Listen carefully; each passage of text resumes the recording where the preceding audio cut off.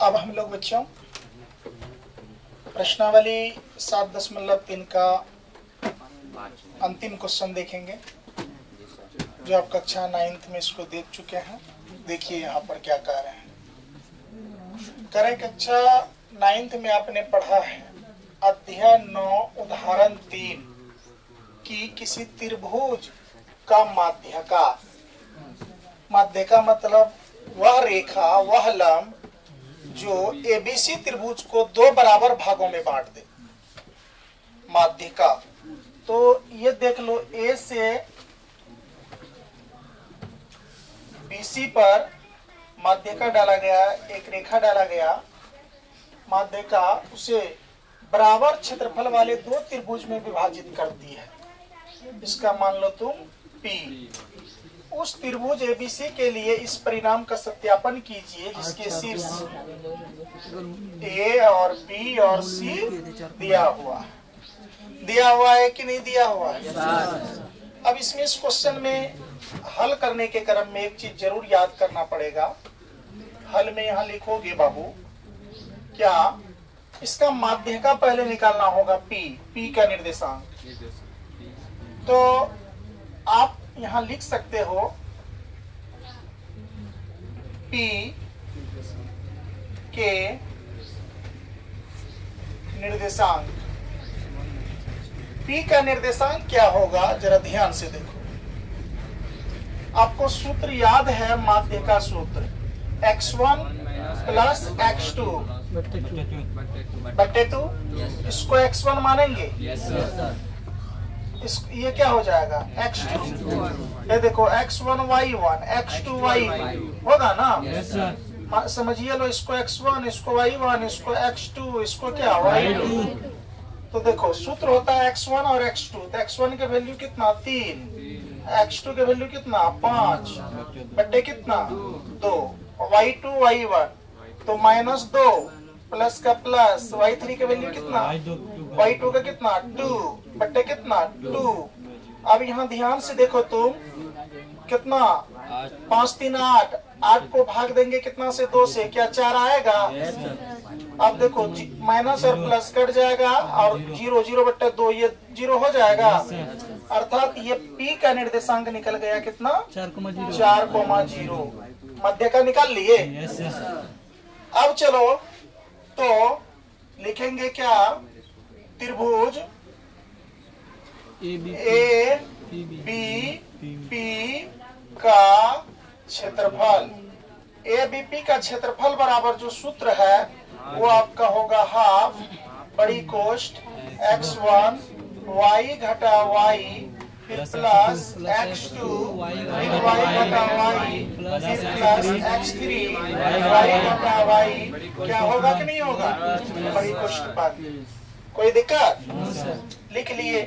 अब यहाँ पर आपको तो सूत्र याद है, ये ट्रिक्स याद है क्या, 23 अरे 1 2 3 2 3 1, यहाँ कितना 1 2।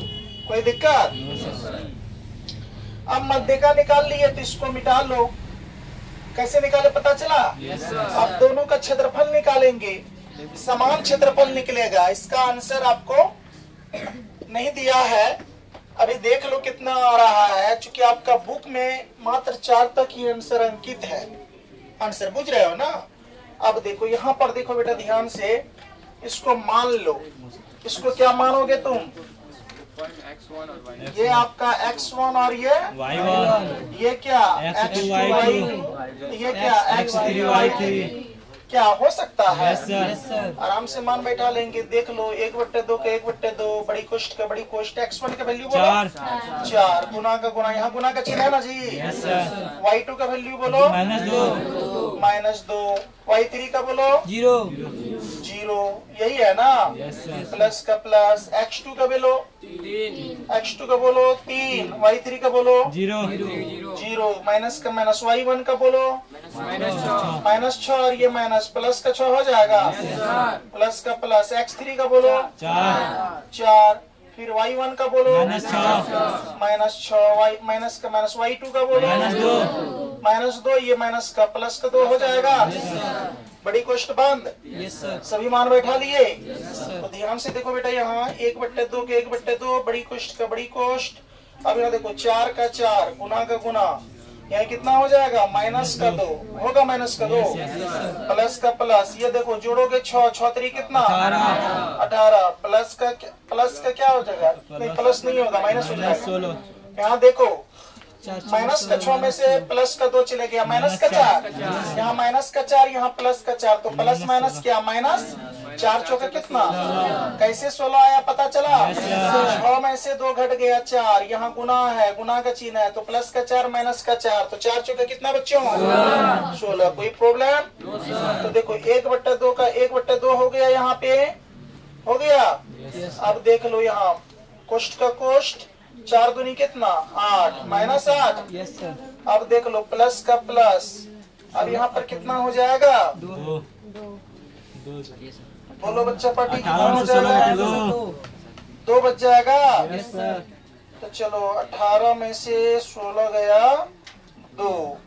तो यहाँ ध्यान से देखो 1/2 का 1/2 गुना का कितना गुना, अब देखो 8 में से कितना चले जाएगा 2, 6 माइनस का 6 है ना, माइनस का 6 बचेगा, कट जाएगा 3, अर्थात कितना निकल गया माइनस का 3। आपको क्या पता है आंसर कभी भी निकलेगा माइनस में।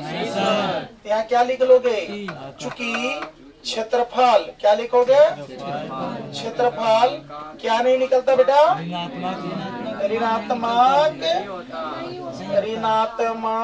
नहीं होता है, नहीं होता है। इसीलिए है ना, यानी त्रिभुज कितना बेटा ABP का क्षेत्रफल जो है नेगेटिव में नहीं होकर के पॉजिटिव में हो जाएगा, प्लस का 3 होगा, होगा कि नहीं होगा। देखो ABP का क्षेत्रफल कितना निकला है, ये 3 निकल गया है, 3 वर्ग मात्रक निकल गया है। इसका भी 3 ही निकलेगा, याद रखना, इसका भी 3 ही निकलेगा। कैसे निकलेगा ध्यान से देख लो, यहाँ हम कर देते हैं, तुम लोग कर लेना। यहाँ पे मैं थोड़ा सा व्यवस्थित कर देता हूँ। अब यहाँ पर देखो लिखोगे पुनः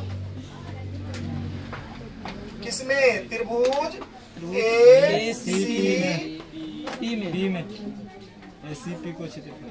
APC में ले लो का क्षेत्रफल, क्या गलत हो जाएगा? No sir. यहाँ पर देख लो, लिख लो हाफ का हाफ बड़ी कोष्ठ x1 y घटा क्या बोल दो y प्लस x2 y घटा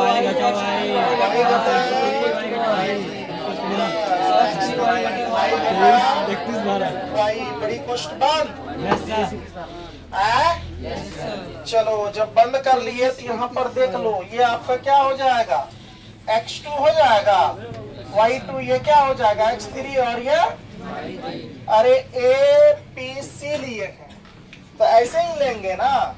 3 निकाल लो, देख लो यहाँ पर कितना निकलेगा दोनों का क्षेत्रफल। हाफ का क्या लिख लेंगे बेटा, आप लिख लेंगे। Yes sir. अभी देखो इधर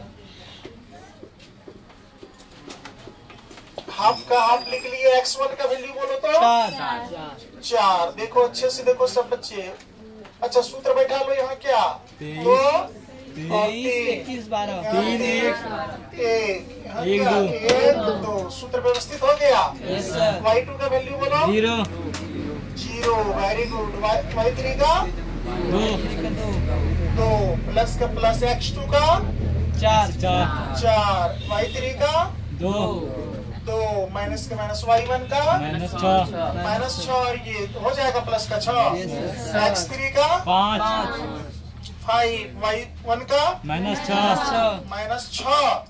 अच्छा 6 है माइनस। चलो देखो माइनस का माइनस, y2 का 0, कोष्ठ बंद। देख लो यहाँ पे मेरे हीरो 1/2, 1/2 के 1/2 लिख लिए। अब देख लो 4 का 4 गुना गुना, ये घटेगा तो कितना हो जाएगा -2। अब देख लो भाई यहाँ देखो 4, यहाँ 6 2 8, 8 चौका कितना 32। 32 यहाँ कैसे आया? कितने बच्चे बता दोगे? सब बचा दोगे? वाह वेरी गुड। देखो 6 2 8, 8 चौका कितना 32। अब यहाँ पर देखो प्लस माइनस क्या हो जाएगा? माइनस। 6 पंचा कितना 30। कुष्ठ बंद, यही ना होगा जी? Yes sir. अब देख लो यहाँ पर 1/2 का 1/2, बड़ी कुष्ठ का बड़ी कुष्ठ, माइनस कितना 8 होगा? बोलो ना। Yes sir. अब देखो बेटा यहाँ कितना हो जाएगा? 2 तो अरे प्लस का 32 है ना, अब प्लस 2 बचेगा ना।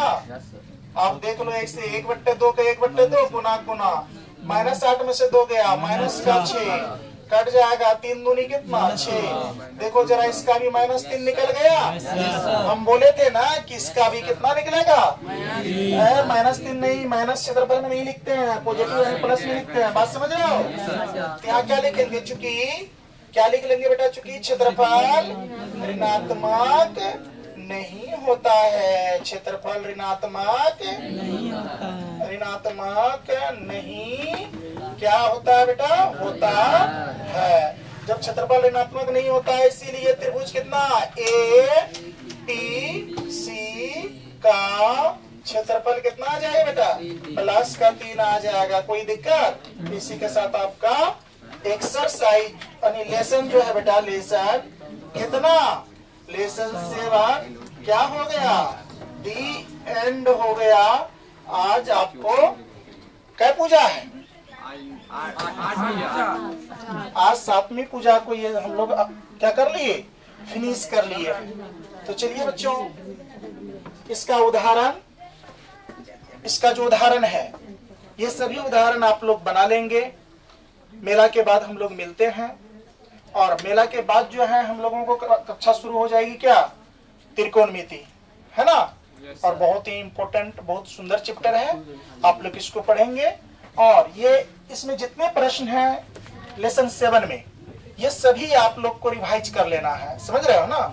A to Z बच्चे इसको पढ़ लोगे। इसके बाद हम लोग मिलते हैं महापर्व के बाद। तब तक आप सभी बच्चों को दशहरा पर्व की ढेर सारी शुभकामनाएं। हम लोग मिलते हैं पर्व के बाद। आप लोग अच्छे से मेला ये सब मनाइएगा, ठीक ना? चलिए सबको नमस्ते।